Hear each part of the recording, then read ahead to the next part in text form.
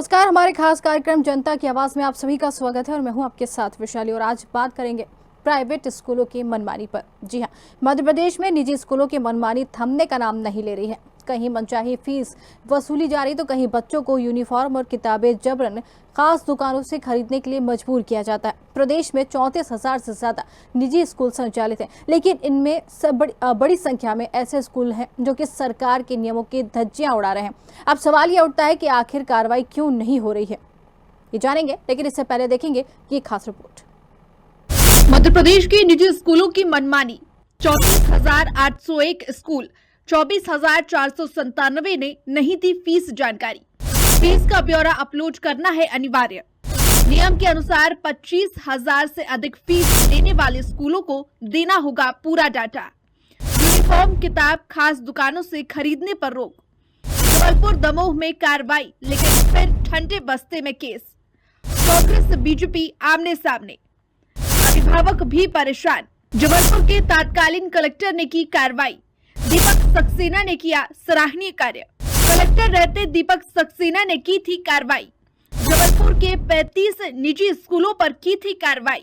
अभिभावकों को दिलवाई 65 करोड़ रुपए की राशि। फिलहाल जनसंपर्क आयुक्त रहे दीपक सक्सेना। मध्य प्रदेश में निजी स्कूलों के मामले आए दिन सामने आ रहे हैं, चाहे वह मनमानी फीस वसूलने का हो या फिर ड्रेस, किताब निजी जगह से खरीदने का हो। लेकिन उसके बाद भी निजी स्कूलों पर कार्रवाई न होना कहीं न कहीं शिक्षा विभाग को कटघरे में खड़ा करता है। आज प्रदेश में 34,801 निजी स्कूल संचालित हो रहे हैं, जिनमें से 10,304 स्कूल की ओर से ही अपनी फीस का ब्यौरा सरकार के पोर्टल पर अपलोड किया जा रहा है, जबकि 24,497 स्कूल आज भी ऐसे हैं जो फीस की जानकारी सरकार के पोर्टल पर अपलोड नहीं कर रहे। मध्य प्रदेश विद्यालय अधिनियम 2017 के तहत सभी निजी स्कूलों को फीस का विवरण देना सरकार की ओर से अनिवार्य किया गया है। नियम है कि जो निजी स्कूल 25,000 रुपए से अधिक वार्षिक शुल्क वसूलते हैं, उन्हें ट्यूशन और परिवहन से लेकर सभी मदों में ली जाने वाली फीस का विवरण विभाग के पोर्टल पर अपलोड करना होगा। वहीं 25,000 रुपए या उससे कम वार्षिक शुल्क लेने वाले स्कूल को निर्धारित समय सीमा तक पोर्टल पर हलफनामा दाखिल करना होगा। यह नियम 2017 मध्य प्रदेश अधिनियम के तहत बनाए गए थे। इन निजी स्कूलों पर मनमानी फीस वसूल पर कलेक्टर को कार्रवाई करने के आदेश दिए गए थे।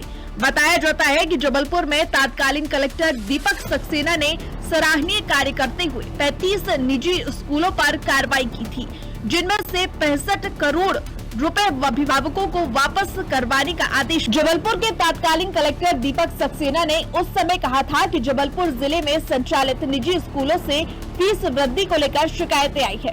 उनके दस्तावेजों की जांच की जा रही है, स्कूलों को सुनवाई का मौका दे रहे हैं और अनियमितताएं हो रही हैं, तो प्रकरण जिला समितियों को प्रस्तुत किए जा रहे हैं।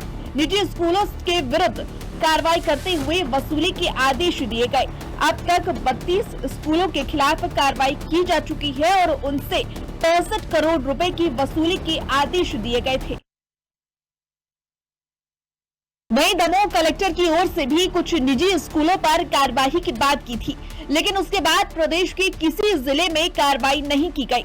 इन कार्रवाइयों को ठंडे बस्ते में डाल दिया गया और उसके बाद आज की तारीख तक निजी स्कूलों पर कोई सख्त कार्रवाई नहीं की गई, जबकि नियम कहते हैं कि स्कूल के छात्रों को किसी खास दुकान से यूनिफॉर्म, ड्रेस, किताब या अन्य वस्तुएं खरीदने के लिए मजबूर नहीं किया जा सकता।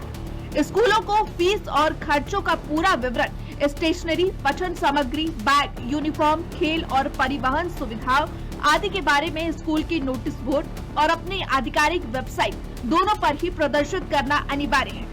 आने वाले शैक्षणिक सत्र के लिए प्रस्तावित कक्षा बार मदवार शुल्क संरचना विभाग के शुल्क विनिमय पोर्टल पर अपलोड करना होगा। प्राइवेट स्कूल लगातार बच्चों से मनमानी फीस ले लेते हैं और फीस ना देने पर उन्हें बाहर बिठा दिया जाता है।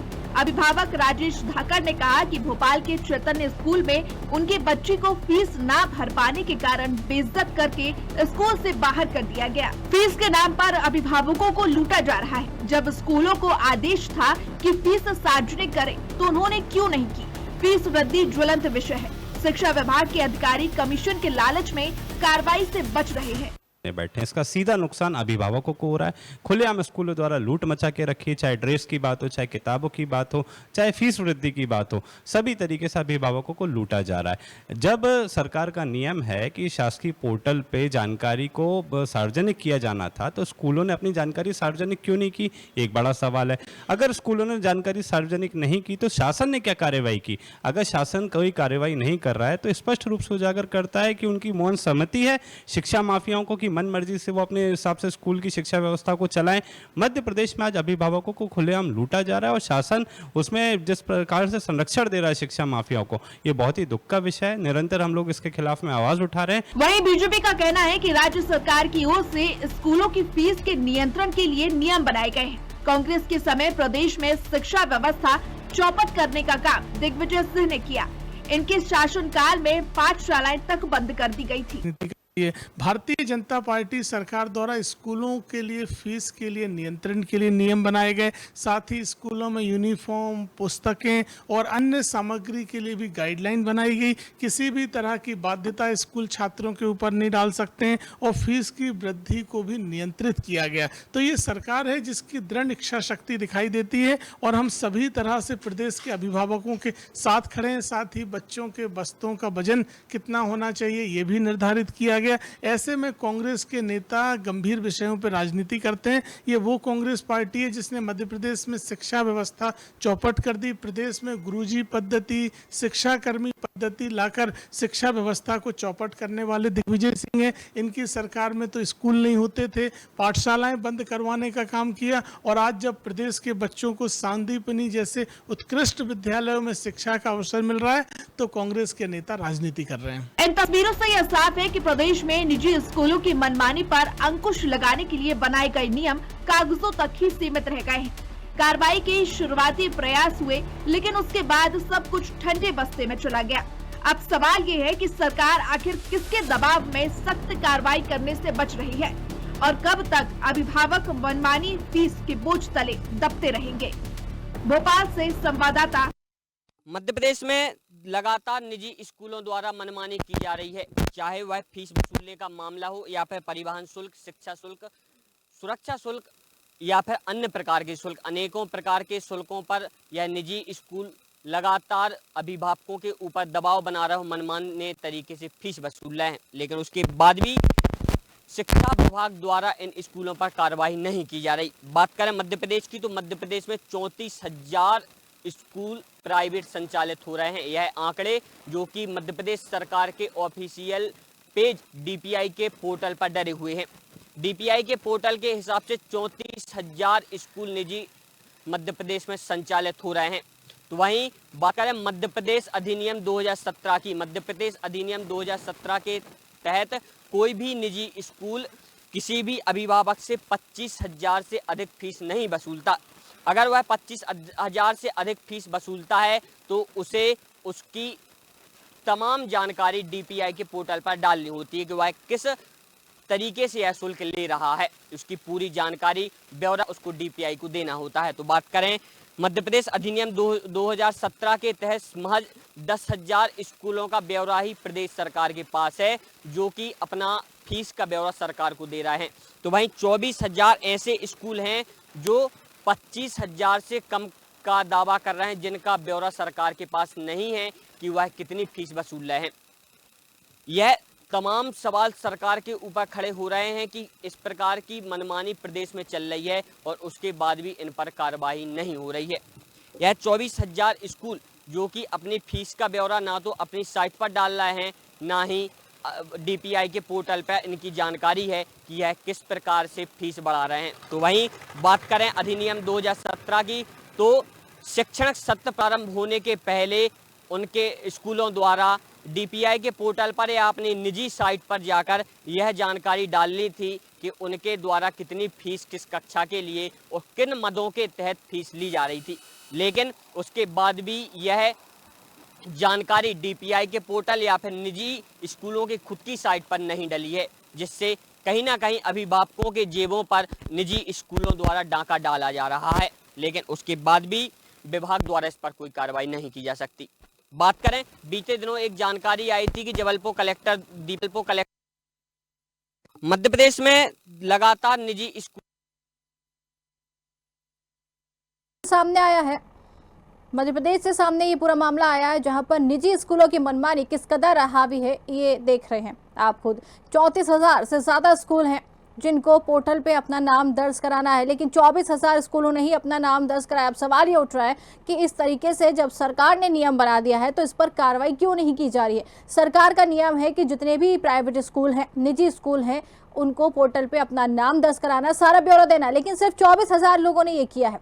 बाकी के स्कूलों की जानकारी अब तक सामने नहीं आई है, लेकिन इसके बाद भी सरकार की तरफ से कोई कदम नहीं उठाया गया। सवाल बहुत सारे कि कदम क्यों नहीं उठाया जा रहा है। जब नियम सरकार बनाती है तो उन नियमों पर चलना सरकार का काम है, लेकिन उसके बाद भी नहीं चल रही है। तमाम तरह के आरोप लग रहे हैं। कांग्रेस ये कह रही है कि ये बीजेपी के कार्यकाल में यही होता आया है और यही होगा, लेकिन वहीं बीजेपी इस पे पलटवार कर रही है। बीजेपी कह रही है कि कांग्रेस के कार्यकाल में तो बच्चों को परेशानी में डाल दिया जाता था, अभिभावकों पे बोझ डाला जाता था।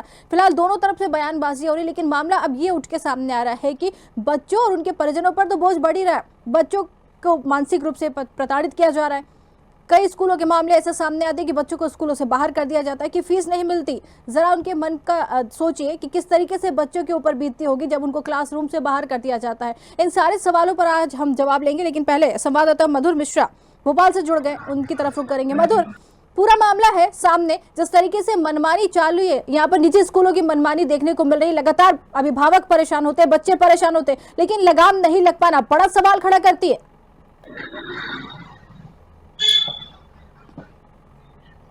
जी मधुर, आपको आवाज आ रही है? चलिए, मधुर से हमारा संपर्क नहीं हो पा रहा है।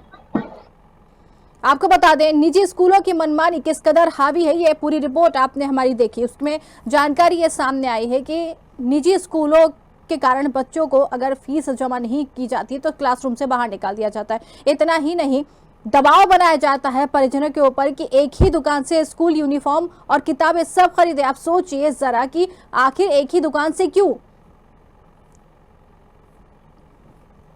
तमाम सवाल हैं जिनके आज हम जवाब लेंगे। हमारे साथ प्रियंका दुबे बीजेपी प्रवक्ता जुड़ गए हैं और साथ ही अंबिका शर्मा कांग्रेस प्रवक्ता जुड़ गए। आप दोनों का बहुत बहुत स्वागत है। शुरुआत करेंगे बीजेपी के साथ ही। प्रियंका जी, मामला साफ है, यहाँ पर सीधे सीधे ये जवाब आपको देना होगा कि सरकार नियम बनाती है, लेकिन सरकार उस नियम पर चल क्यों नहीं पा रही। जब नियम बनाया गया है कि अभिभावकों को परेशान नहीं किया जाएगा, नियम ये भी बनाया गया है कि निजी स्कूलों की मनमानी नहीं चलेगी, लेकिन वो तो हावी है। लगातार ऐसे मामले सामने आते हैं, आखिर इस पर कार्रवाई क्यों नहीं हो पाती? सबसे पहले तो इस ज्वलंत विषय के लिए बहुत बहुत धन्यवाद। सरकार ने स्पष्ट नियम बनाए हैं, आरटीई का नियम भी बना करके 25% आरक्षित की गई गरीब बच्चों के लिए सीट हर प्राइवेट स्कूल में, इसके लिए कंपल्शन किया गया। आरटीई के कानून के पालन के लिए सरकार मुस्तैदी से सख्ती से काम करती है। जो भी शिकायतें आती है उसका निर्धारण किया जाता है, कलेक्ट्रेट के माध्यम से भी किया जाता है, अन्य पोर्टल्स पे भी किया जाता है। शुल्क वृद्धि पर भी नियंत्रण के लिए नियमित विनियमित करने के लिए दिशा निर्देश जारी किए जाते हैं। स्कूल के एफिलिएशन की रेगुलेटरी बनी हुई है, एफिलिएशन फीस के लिए भी अभी रेगुलेटरी डिसाइड की गई थी। इसके अलावा अवैध शुल्क के खिलाफ भी कार्रवाई करने के लिए जिन भी स्कूल्स की कंप्लेंट्स आती है उनके ऊपर सख्ती से मुस्तैदी से राव उदय प्रताप सिंह जी जो हमारे माननीय शिक्षा मंत्री जी हैं वो खुले मंच पे से इनके लिए आह्वान कर चुके हैं और कार्रवाई के लिए कठोरतम शब्दों का उन्होंने प्रयोग भी किया और लगातार इसके ऊपर मुस्तैदी से जो शिकायतें आ रही है उन पर कार्रवाई भी हो रही है। अगर हम बात करते हैं इसके अलावा जिन विषयों को आपने उठाया तो विनियमन जो बात करते हैं विनियमन अधिनियम के चलते उन पे भी कार्रवाई के प्रोविजंस किए गए हैं, परंतु विषय ये आता है कि जितना है, अगर हम बात करते हैं जितनी परेशानियां हैं ग्राउंड पे भी अगर होती हैं और इनके लिए सरकार मुस्तैदी से कार्य तब कर सकती है जब इस प्रकार की शिकायतें निकल करके सामने आए। सबसे बड़ी समस्या आती है कि सर अपने साइड से इनिशिएटिव लेकर के इनके ऊपर आपने देखा होगा लगातार हमने जब कार्रवाई करनी शुरू की थी स्कूल संचालक पूरे सड़कों पर थे और विपक्ष पूरी तरीके से उन संचालकों का साथ दे रहा था। साफ कहा गया था कि जो बच्चे हैं उनके कंप्लेंट्स आई थी कि आरटीई के अंतर्गत एडमिशंस नहीं दिए जाते, उन स्कूल की मान्यताओं के ऊपर भी कार्रवाई की बात आई थी। तब इन्हीं सब चीजों को लेकर के जब सरकार ने कई स्कूलों की मान्यताओं को रद्द भी किया, अगर हम बात करते हैं तो आज हम बात करते हैं लगभग 1,36,000 से ज्यादा स्कूल मध्य प्रदेश के अंदर संचालित होते हैं, जिसमें प्राइमरी और प्री प्राइमरी, मिडिल और हायर सेकेंडरी स्कूल इसमें जो संचालित है, सभी की मैं बात करती हूँ। तो इनके ऊपर कार्रवाई भी की गई, कई स्कूलों की मान्यताएं भी रद्द की गई। उन सब चीजों को लेकर सख्ती से सरकार ने कार्य करना शुरू किया था। तो स्कूल संचालक के जो पक्ष में अगर हम बात करते हैं, विपक्ष पूरा लगा हुआ था। वो लोग स्कूल संचालक के साइड से बोल रहे थे कि कई लोग स्कूल बंद हो जाएंगे, टीचर्स जो है वो बेरोजगार हो जाएंगे, उनका क्या होगा, ये वो। हमारा ये कहना पड़ता है, आप जो भी काम कर रहे हैं वो नियम अंतर्गत करिए। नियमावली जो बनाई गई है सबकी सुविधा के अनुसार बनाई गई है। और इसमें आपने देखा होगा कि कई करोड़ों रुपए का जुर्माना भी वसूला गया और जुर्माना किया भी गया। कई प्राइवेट स्कूलों के ऊपर जो है वो आप देखेंगे कि वसूली भी उसकी की गई है। तो सरकार हर तरह से सख्ती के साथ जनता के साथ खड़ी है, अभिभावकों के साथ खड़ी है, बच्चों के भविष्य के साथ खड़ी है।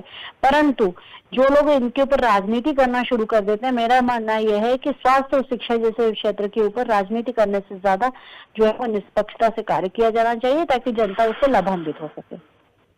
सरकार पूरी तरीके से अभिभावकों के साथ खड़ी है, बच्चों के साथ खड़ी है। चलिए जानकारी लेंगे इस पर। हम हमारे साथ कांग्रेस से भी जुड़े हैं। अंबिका जी कह रही हैं कि सरकार पूरी तरीके से परिवार के साथ खड़ी है, बच्चों के साथ खड़ी है, लेकिन इसके बाद भी ऐसे ही मामले सामने आते हैं। कोई जानकारी अगर दी जाती है तो उस पर कार्रवाई नहीं की जाती। आखिर क्यों, कब तक चलेगी ये मनमानी स्कूलों की? वैशाली जी, हमें बड़े दुख के साथ है आपको बताना पड़ रहा है कि यह सरकार माफियाओं के दम पर संचालित हो रही है। इस सरकार में जरा भी नैतिक बल नहीं है कि यह माफियाओं पर लगाम लगा सके। इसी प्रकार से शिक्षा माफिया इस प्रदेश में हावी है और शिक्षा माफिया इतना मजबूती के साथ इस प्रदेश को जकड़े हुए है कि इस सरकार इसके खिलाफ कोई कार्रवाई कर नहीं सकती। उसकी वजह यह है कि मध्य प्रदेश में जो भी प्राइवेट स्कूल चल रहे हैं, अधिकांश प्राइवेट स्कूल सत्ता से जुड़े हुए लोगों के ही हैं। अभी पोर्टल आप देख रहे होंगे, आपके पास आंकड़े हैं कि 34,801 निजी स्कूल हैं इस प्रदेश में, जिसमें से 24,497 स्कूलों ने तो अपनी जानकारी पोर्टल पर दी ही नहीं है। इन्हें सरकार के निर्देशों की चिंता ही नहीं है, परवाह ही नहीं करते, इतने बेखौफ हैं। इस पर प्रावधान है अधिनियम 2017 में मध्य प्रदेश में जो शिक्षा से संबंधित है कि कोई भी स्कूल 25,000 रुपए से अधिक वसूल नहीं कर सकता। इसके बावजूद भी प्रदेश के निजी स्कूलों में सत्ता के संरक्षण में अवैध वसूली हो रही है, लूटपाट हो रही है।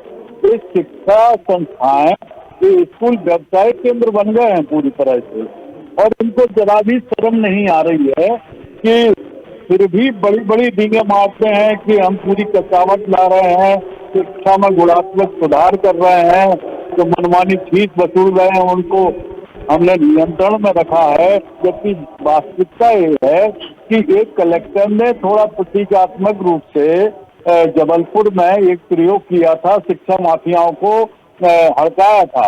वहां पर उन्होंने पेनल्टी भी की थी लोगों पर, और वहाँ खौफ भी था शिक्षा माफियाओं पर, और ठीक ठाक व्यवस्था करने की कोशिश उस कलेक्टर ने की। लगभग 33 स्कूलों पर कार्रवाई की थी और 65 करोड़ रुपए जुर्माना लगाया था। तो वहाँ हड़कंप मचा था, उसका पूरा संदेश पूरे प्रदेश में अच्छा जा रहा था।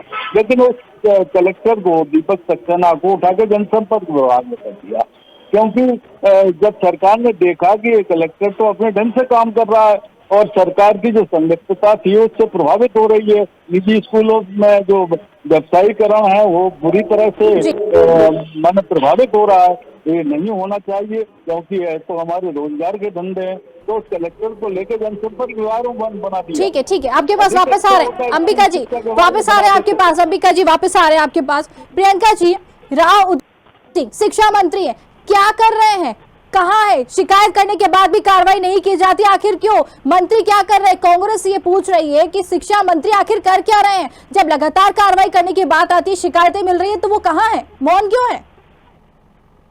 देखिए, जो ये पक्ष इतना सवाल उठा रहा है, इनके खुद के विधायक जी आरटीआई के माध्यम से पोर्टल पे देखते हैं, आर के दोगुने जी, ठीक है, हरदा और टिमनी के विधायक खुद ही स्कूल का संचालन करते हैं, प्राइवेट स्कूल खुद ही संचालित कर रहे हैं। जी। और तो और इससे बड़ा घपलाशाही उनकी अभी आरटीआई एक्टिविस्ट ने पूरी निकाली, विधायक निधि का पूरा पैसा अपने रिश्तेदारों को और स्कूल के स्टाफ को बांट डाला।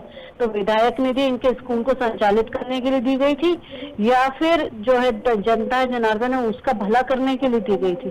तो ये विपक्ष जब इतने बात सवाल खड़ा करता तो अपने विधायकों से सवाल क्यों नहीं करता है कि वो लोग विधायक निधि का इस प्रकार से दुरुपयोग कैसे कर सकते हैं? रेगुलेटरी जो स्कूल के लिए बनाई गई है उसको प्रॉपर वे में संचालित क्यों नहीं कर सकते? पर ऐसे समय पे विधायक मौन धारण कर लेता है और जब इनके पर कार्रवाई की जाती है तो आप लोग ये कह रहे हैं कि ये तो बदले की कार्रवाई है, ये सॉफ्ट कॉर्नर देकर की कार्रवाई की जा रही है। राव उदय प्रताप सिंह जी ने मंच पे से सब स्वीकार किया था कि जो कर्मी कल्चर इन्होंने अपनाया हुआ है, ये जो अगर हम बात करते हैं जो हमारे अध्यापक जो थे जिसको अतिथि विद्या शिक्षक कहा जाता था, अतिथि शिक्षकों को जब रेगुलेटरी को बात की गई, उनके कामों के ऊपर जब उसकी बात कर सकते हैं संचालन को देखने के लिए बात की गई, उसकी मॉनिटरिंग की जब चर्चा की गई तो उसके ऊपर जवाब देने की जगह ये लोग तो अतिथि शिक्षकों के साथ खड़े हो गए थे। भाई जिस चीज के लिए आपको रखा गया। लेकिन प्रियंका जी आप उनकी बात कर रहे हैं, प्रियंका जी आप उनकी बात कर रही हैं, राव प्रताप जी मंत्री हैं, लेकिन आप उनकी बात करें, उनके भी तो कई स्कूल संचालित हो रहे हैं, लेकिन पोर्टल पे तो उन्होंने भी जानकारी नहीं दी है। बिल्कुल, जानकारी सारी की सारी अपलोड की गई है, अगर किसी जगह की रह भी गई होगी तो उसको भी संचालन मंत्री जी की खुद जानकारी नहीं है स्कूलों की, मंत्री जी की खुद पोर्टल पे जानकारी नहीं है, जबकि सरकार ने नियम बनाया था 2017 में कि सभी स्कूलों की जो जानकारी देनी चाहिए फीस स्ट्रक्चर को लेकर, लेकिन उनके यहाँ से भी पोर्टल पर कोई जानकारी अपलोड नहीं की गई है, क्यों? देखिए, पोर्टल के ऊपर जानकारियां जितने स्कूल्स की हैं सारी अपलोड की गई हैं। अगर ऐसा कहीं किसी एक स्कूल का विषय आया होगा तो उसको रेगुलेटरी के अंतर्गत रखा गया होगा, और अगर ऐसा किया जाता है तो उनके स्कूलों की मान्यताओं के ऊपर भी कार्रवाई की जा रही हैं। परंतु ये मध्य प्रदेश में कोई इकलौता स्कूल नहीं है। मैं जिन स्कूलों की बात कर रही हूँ ये विषय और भी ज्यादा संवेदनशील है, क्योंकि विधायक निधि का कार्य जो होता है, विधायक निधि जनता के और उस विधानसभा क्षेत्र के जो लाभार्थी है परेशानियां उनको हल करने के लिए दी जाती है, किसी स्कूल निजी स्कूल के संचालन के लिए नहीं होती है। तो ये जो कांग्रेसी विधायक है अगर स्कूल संचालित करने में अपने आप को असफल पाते हैं तो स्कूल बंद कर दें, परंतु विधायक निधि का तो उपयोग तो ना करें। जी चलिए ठीक है, आप दोनों बने रहिए, आपके पास आएंगे। हमारे साथ संवाददाता मधुर जुड़ गए। जी मधुर, जिस तरीके से ये जानकारी सामने आ रही है कि पोर्टल पे अपलोड नहीं की जाती है जानकारी, कई स्कूल संचालित हो रहे, लगातार अभिभावक परेशान हो रहे, लेकिन इसके बाद कार्रवाई नहीं होना कहीं ना कहीं बड़े सवाल खड़े करती है।